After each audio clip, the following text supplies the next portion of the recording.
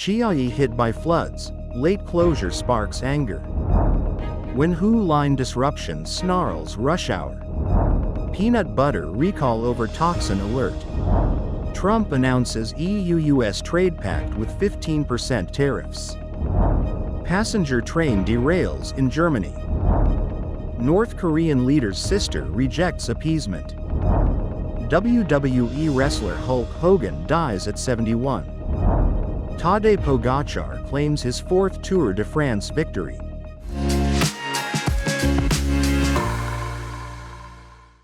Hello, I'm Johnny. Thank you for joining us on FUNDAY News. It's Tuesday, July 29th, International Tiger Day, and here are your top stories. In local news, heavy rain brought by a low-pressure system caused severe flooding in Chiayi County. The county government announced a suspension of work and classes at 7:40 a.m., but many had already left home, sparking complaints. Rainfall in Taibao exceeded 300 mm by 10 a.m. A train alert on Taipei Metro's Wenhu line near Tadej station caused rush hour delays and platform overcrowding. Temporary shuttle buses were provided. The issue was resolved by 9:22 a.m. and normal service resumed. Officials are investigating the cause of the alert. Taipei health officials found excessive aflatoxins in 3 peanut products, including Hsinchu Fuyuan chunky peanut butter. The company apologized and is recalling affected batches, citing possible raw material issues. And in global news, the United States and European Union have reached a trade deal framework, ending a months-long standoff between two of the world's largest economic partners. After make-or-break negotiations between President Donald Trump and European Commission President Ursula von der Leyen in Scotland, the two leaders agreed on a 15% U.S. tariff on all EU goods, half the 30% import tax Trump had previously threatened. He said the 27-member bloc would open its markets to U.S. exporters with 0% tariffs on certain products. We've reached a deal. It's a good deal for everybody, I believe. And I think you were saying this is probably the biggest deal ever reached in any capacity, trade or beyond trade. It is. It's a giant deal with lots of countries. Von der Leyen also hailed the deal, saying it would bring stability for both allies, who together account for almost a third of global trade. Trump has wielded tariffs against major U.S. trade partners in a bid to reorder the global economy and trim the American trade deficit. In addition to the EU, he has struck tariff agreements with the UK, Japan, Indonesia, the Philippines, and Vietnam, although he has not achieved his goal of 90 deals in 90 days. Trump said the EU would boost its investment in the U.S. by $600 billion, including in American military equipment, and spend $750 billion on energy. That investment over the next 3 years would help reduce European reliance on Russian power sources. At least 3 people have been killed and several others seriously injured after a passenger train derailed near Stuttgart. Operator Duschbahn said the train crashed at Reutlingen for unknown reasons. Reports say there had been a storm in the area shortly before. German news agency DPA reported that around 100 people were on board the train when at least 2 carriages derailed in a forested area around 1810 local time. German Chancellor Friedrich Merz said he mourned the victims, and offered his deepest sympathy to their families in a post. Images of the crash show carriages turned on their sides and a heavy emergency services presence, as firefighters and emergency teams work to gain access to trapped passengers. Fallen trees can also be seen at the scene. Deutsche Bahn said the train was on a 90 km route between Sigmaringen and Ulm when it derailed. It said in a statement, "The exact situation is still unclear at this time. Our thoughts and sympathies are with the victims and everyone who now has to process this experience."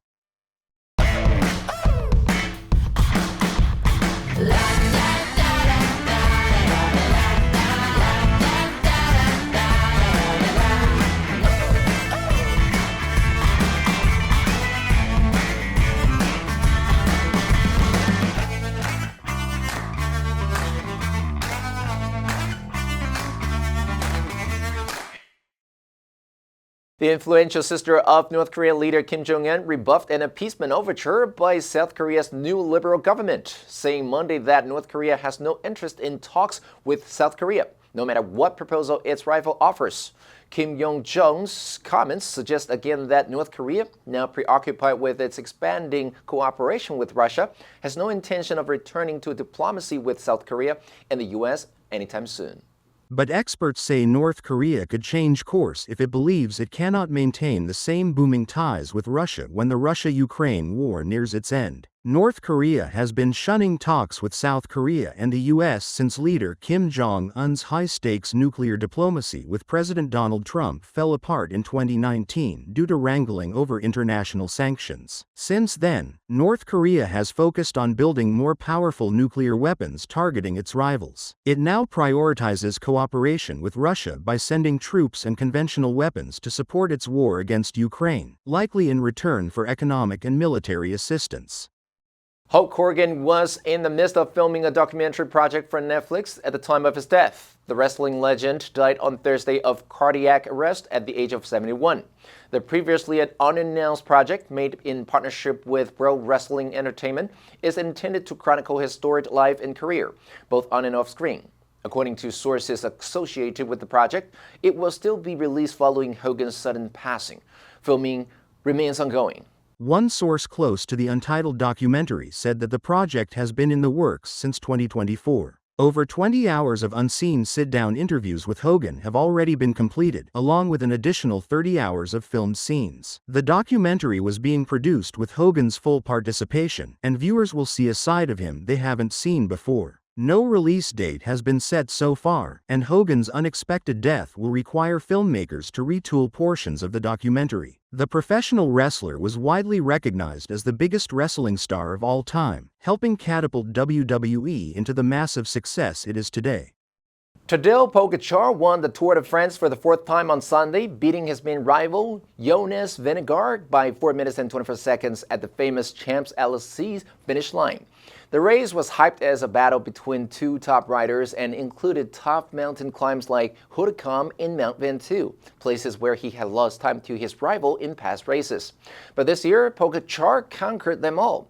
It is the first time that two riders finished first and second in 5 consecutive tours. Super happy that it's over, but I must say that I quite enjoyed the whole tour. For sure, I will maybe already miss it next week, but it was a pleasure to be here and to wear this yellow jersey. He said, just speechless to win the Tour de France. This one feels especially amazing. Just super proud that I can wear this yellow jersey. Vingegaard suffered significant time losses early in the race, beginning with his botched performance during the Stage 5 time trial. He crossed the finish line 1 minute 20 seconds behind Pogacar, who continued to build a steady time gap that eventually became too large for Vingegaard to overcome. Despite launching attack after attack and maintaining an upbeat attitude during interviews, Vingegaard proved to be a mere mortal compared to Pogacar's superhuman prowess. The answer for yesterday was B, fuselage. The airplane's fuselage was damaged during the rough landing. Did you answer correctly? Now let's delve into today's news. Trump announces EU-US trade pact with 15% tariffs. Number 1, hail. 称赞,欢送.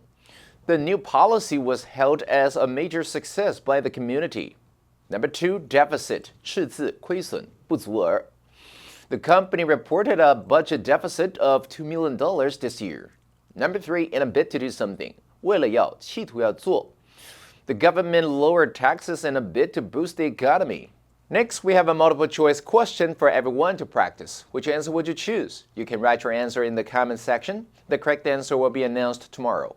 International Tiger Day was first celebrated in 2010. It was founded at an international summit that had been called in response to the shocking news that 97% of all wild tigers had disappeared in the last century, with only around 3,000 left alive. Tigers are on the brink of extinction, and International Tiger Day aims to bring attention to this fact and try to halt their decline. And that's all for today's FUNDAY News. Be sure to tune in to FUNDAY News from Monday to Friday and click the link below to join FUNDAY for free. I'm Johnny Wu, your host, and I'll see you next time.